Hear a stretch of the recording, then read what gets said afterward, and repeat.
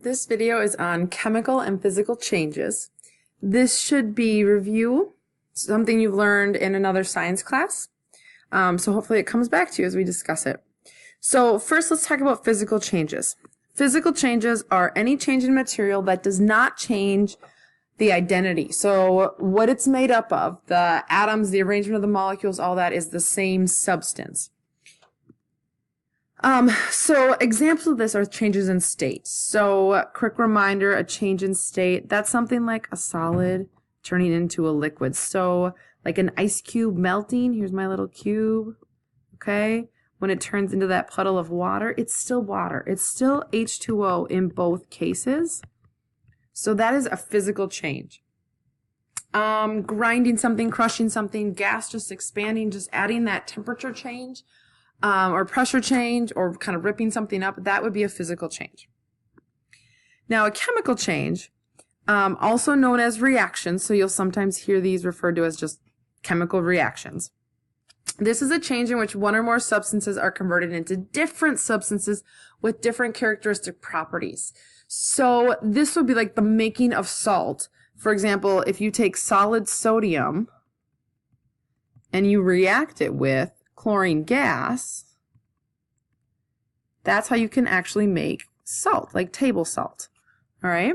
So you're going to have in a chemical change, you're going to have a reactant and you're going to have a product. Reactants are the things that undergo the change. So in my example up here, these are reactants. And then anything after the arrow would be a product. And you could have more than one or one. It all depends on what your chemical reaction or change is. So here's another way of writing it. Just reactants are always before the arrow, products are always after. So the question then becomes is how do you know that a chemical reaction took place? Because sometimes it's hard to tell that it turned into something new because we can't see on that atomic or molecular level. So we have 4 signs. Good afternoon. At this time, you need to... How about that? So there are 4 signs of a chemical change, and you're typically going to see more than one of these. Lots of times I feel like we see 2, but it could be 3 or even all 4 signs. So you're looking for these to determine if it's a chemical or physical change. So the first sign is a color change. So you're looking for a color change in the substance. This happens with like leaves in the fall. We have a change in the photosynthesis reaction because we have less sunlight.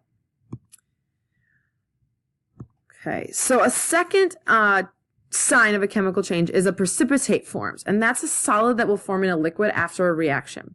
So because it's a solid, it typically settles to the bottom because it's more dense. It could float throughout though. So initially, lots of times what you'll see if this is my test tube, initially, you're going to have that liquid and you're going to have that solid that kind of floats all throughout. And you're going to see something where it's kind of opaque. It's not see-through anymore. It's not clear. And usually what will happen is if you let it sit for a while, your solid will then just settle in the bottom. And that's what we call a precipitate. Another sign is a gas is produced. So you will typically see bubbles in your liquid that will come up. Sometimes it's hard to tell if you have like solids reacting that there's a gas, and I'll show you at different times we'll do different tests to see if we get a gas or even to test what type of gas we get.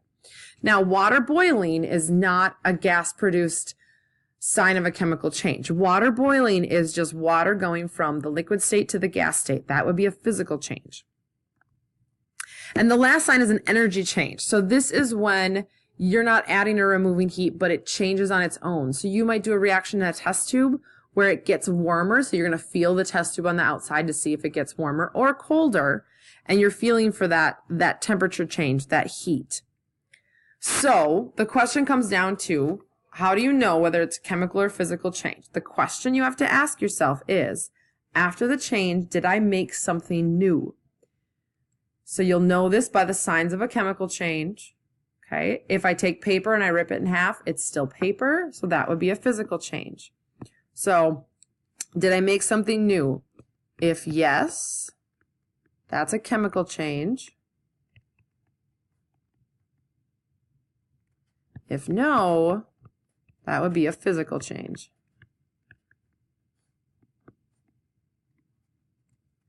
All right, so a few examples. Let's see. Burning lighter fluid. Anytime I burn something, anytime you burn something or explosion is going to be a chemical change. Boiling water. We're going from